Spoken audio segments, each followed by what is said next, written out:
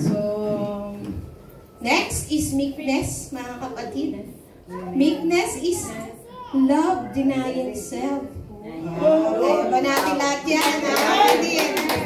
Wow, kumapalak pa kayo, ha?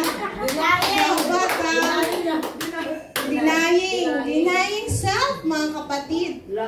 Diba? Love denying self. I-deny natin ang ating mga sarili, mga kapatid. Hallelujah. Para lang, mga kapatid, sa ano? Sa pagmamahal natin, mga kapatid. Hallelujah. Ano ba ang meekness, mga kapatid? Hallelujah. We need to be a mild, a moderate, a humble, a submissive quality, mga kapatid. Are we all, can we do all that, mga kapatid? As a being spiritual woman, mga kapatid. Are we meekness, mga kapatid? Are we meek, mga kapatid? Hallelujah. Mild ba tayo, mga kapatid? Moderate in our living, mga kapatid? Humble ba tayo, mga kapatid? Submissive ba tayo, mga kapatid? Praise the Lord. So sabi, mga kapatid, hallelujah, meekness, mga kapatid, is a restraint coupled with strength, mga kapatid, and courage. It describes as a person who can be angry when anger is needed and humbly submissive when submission is needed. Meekness refers to, ayun na nga, mga kapatid, opposite of pride, mga kapatid. So kung may pride, mga kapatid, ito yung opposite niya, mga kapatid. Kung ano, mga kapatid, yung anger, mga kapatid, ka-opposite ito ng pride, mga kapatid, ang meekness. Kung may pride, mga kapatid, mga pagtaas ng ano, mga kapatid, ito yung meekness, kailangan natin ito, mga kapatid. Pagpapakumbaba, submissive attitude. Yun kasi ang kailangan natin, mga kapatid. We need to have a humble and submissive heart, mga kapatid. Hallelujah. Kung wala tayo niyan, mga kapatid, napakahirap natin maramdaman ng lahat ng mga sinasabi nating fruit of the Spirit, mga kapatid. Kasi, if may love ka, mga kapatid, but you are not submitting, mga kapatid, what is the purpose of only love, mga kapatid? Diba? Yun nga, dapat, everything kasi nandoon dapat, mga kapatid. You love your own self, mga kapatid, only your own self, mga kapatid. Love seeking not her own. Hindi lang para sa sarili, mga kapatid. Amen. Papatayin talaga natin ang mga sarili natin, mga kagustuhan, self-interest, mga kapatid. Kasi as being a Christian and being spirit-filled woman, wala na sa atin yung pagiging makasarili, mga kapatid. Amen. We always, mga kapatid, looking into the, mga kapatid, sa kapakanan ng karamihan, mga kapatid. Yun ang lagi po talaga nating iisipin.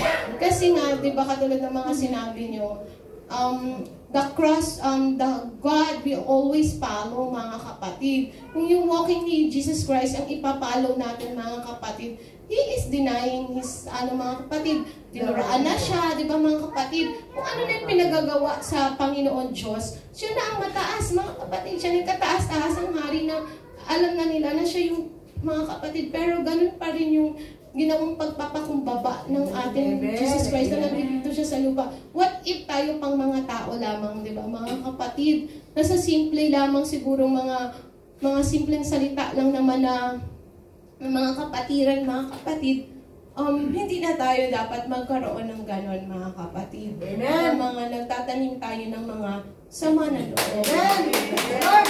Love concerns for itself and for others, katulad ng mga sinabi niyan, mga kapatid. So, lahat ng itong mga lesson na to natin, dapat si Sis Eva na mahirap magsalita. Totoo kasi nagsasalita tayo dito, lahat mga naririnig natin lahat. And then at the end of the day, you will realize na dapat yung sinabi mo is you will do it, mga kapatid. You're not, because it's the holy place, mga kapatid.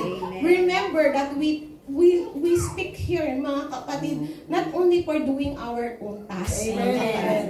Hallelujah. So, bawat binibitawan natin dito na salita is we need to comply with it, mga kapatid. Hallelujah. So, sabi, love bounded not itself. Ano ba yung ibig sabihin ng mga kapatid? Ang ibig sabihin ng bounded, mga kapatid, is, boast, mayabang, yun na nga.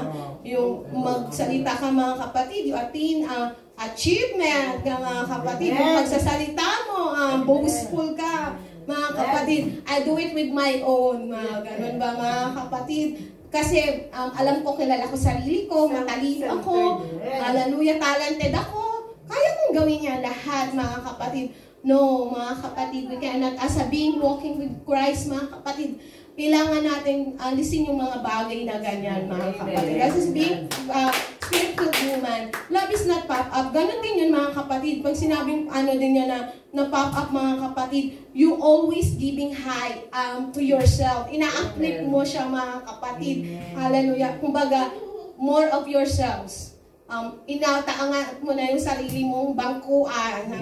Inaangat mo na siya. You want to be recognized. Yan. Na bawat ginagawa mo, you want a recognition, kapatid. No, sabi, self-centered. Yeah, self-centered. Yan, mga kapatid. Gusto mo sarili mo lang, diba?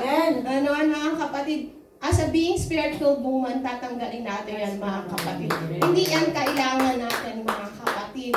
So, Satan put up everything that in our mind, mga kapatid. Na kaya mo yan nagagawa, mga kapatid, dahil sa katalinuhan mo. That's only putting off the mga ginagawa ng kaaway sa atin. So, remember sa Proverbs 6:16 to 17, sabi, these 6 things that the Lord hate, yes, 7 are abomination unto Him. Alam nyo na yan, mga kapatid, yung mga 6 na lying tongues, pride, mga ganyan. Pride means the quality of state of being proud, inordinate, self-esteem. Conceit, proud is a feeling of manifesting pride. Mga proud look, mga ganon, di ba, mga kapatid? Arrogant, mga kapatid. Self-esteem, mga yan, haughty, mga ganyan. Showing discord, mga ganyan, mga kapatid. Hallelujah. But, mga kapatid, all of these things, mga kapatid, ayaw ng Panginoon yan, mga kapatid. Hallelujah. So, huwag natin i-put up in our isip, mga kapatid. We don't have anything, mga kapatid, na sariling kakayanan. Hallelujah. It's all coming from the Lord, mga kapatid. So, thank you sa God sa binibigay sa atin, mga kapatid. So, kabilis sa mga kapatid. So, next, mga kapatid, is kay sis, na to, Juliana, kapatid. Temperance. Eto, meron ba tayo nito, mga kapatid? Eto, ang dapat natin. Sis Tess. Ayan. Ayan, kasi sabi niya kasi, di ba sa niya, ito ang niya, yung temperance, mga kapatid. So, need natin yon as a being spirit-filled woman, mga kapatid. Self-discipline is essential to personal development, mga kapatid. Spiritual growth and Christian service, mga kapatid. Yung temper natin, mga kapatid, kailangan makontrol yan natin.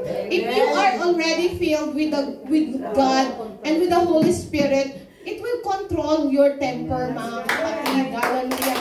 Bakit kayo, diba, sabi nga, mga kapatid, minsan, mga kapatid, self-discipline lang po talaga yan, mga kapatid. Kung nakagawian mo na noon na mahina yung temper mo, mga kapatid, na ang bilis mong mag-react, ito sa reaction naman yan, mga kapatid, eh. Kung paano ka magre-react dun sa sinabi sa iyo, mga kapatid. Kapag ikaw, ang tawag dito, kung maiksi yung pasensya mo, mga kapatid, sa mga ganyang bagay na naririnig mo, you need to have a self-control. Yun na yun yung, huwag kang mag-react agad, mga kapatid. Kasi pwede dito sa mga sasabihin mo, magkukos lang siya lalo ng kumbaga gulo ba, di ba?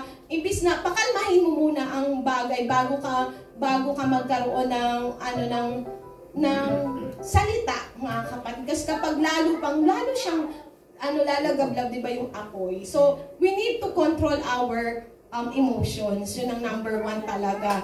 Christian must learn to discipline, mga kapatid, both outward behaviors and inward feeling in order to be godly. Yun po talaga. Kailangan i-control natin yung inward and outward. Kasi, reaction po yan agad eh. Kapag nagre-react ka, mga kapatid, you need to step out muna doon on the situation. Yun ang pinaka-the best po siguro. Para hindi ka na, yung temper mo is mag-i-slow, di ba? Kapag nag-react ka pa doon, or nandun ka pa sa sitwasyon na yun, mas lalo yung mga kapatid. It's better na to be silent, umalis ka sa sitwasyon na gano'n, mas maganda po yun, mga kapatid. Huwag kang magsasalita. Don't retaliate, mga kapatid. Pag sa mga ganyan. Huwag po tayo mag-retaliate, mga kapatid. Kasi ay hindi po nagawain na yan ng ating pagiging Kristiyano, mga kapatid. Hallelujah. So, God's supernatural power is to add to personal willpower, mga kapatid. Practice, kailangan natin yan. His present, receive His power, and seek His joy.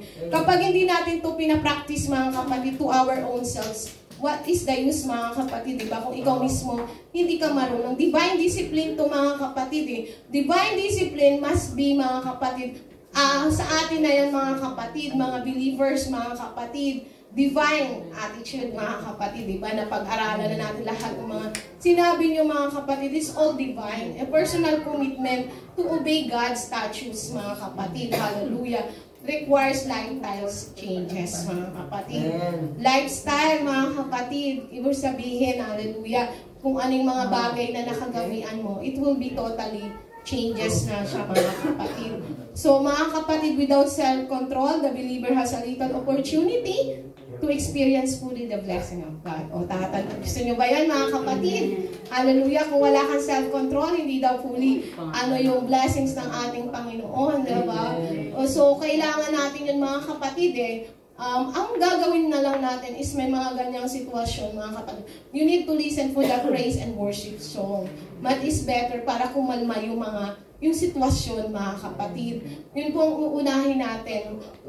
Mag-get out tayo sa mga ganyan, mga kapatid, na may mga insidente tayo na sa mga kasamahan sa trabaho, mga kapatiran, or something na nakaka-interact natin sa labas, mga kapatid. Pag gano'n na ang nangyayari, mga kapatid, yun nga sasabihin sa inyo, self-control ang number 1, mga kapatid. And get out of that situation muna. Huwag kang magre-retaliate. Kasi alam mo munang mag-pray ka saglit, umalis ka doon, mag-pray ka dyan, mga kapatid. Then the Holy Spirit will talk to you. God will talk to you kung anong gagawin mo. Kasi kailangan po natin talaga ng temperance, mga kapatid, self-discipline. Kasi kung hindi po natin to ipapractice, mga kapatid, bali yung fruit of the Holy Spirit is parang bali wala din po lang po siya. Kung ikaw mismo, mga kapatid, ayaw mo magkaroon na self-control, di ba, mga kapatid? Kaya uunahin natin lahat, mga kapatid. Tulad ng mga sinabi niyo, love, joy, mga kapatid, meekness, lahat yan, mga kapatid, yung mga goodness, mga ganyan, lahat yan, gentleness, hallelujah, peace, lahat yan, mga kapatid. All of these things, mga kapatid, is very important sa paglago po natin, mga kapatid. Habang lumalakad tayo, let us work together, mga kapatid, through these attributes of God and the fruit of the Spirit, mga kapatid. Attributes to ng God, mga kapatid. So, character ito ng Panginoon na dapat nasa sa atin po, mga kapatid. So, ito lamang po, mga kapatid. Ito God be all the glory. Amen. Praise God. So, napag-aralan na natin, mga kapatid, ang 9 fruits of the Spirit.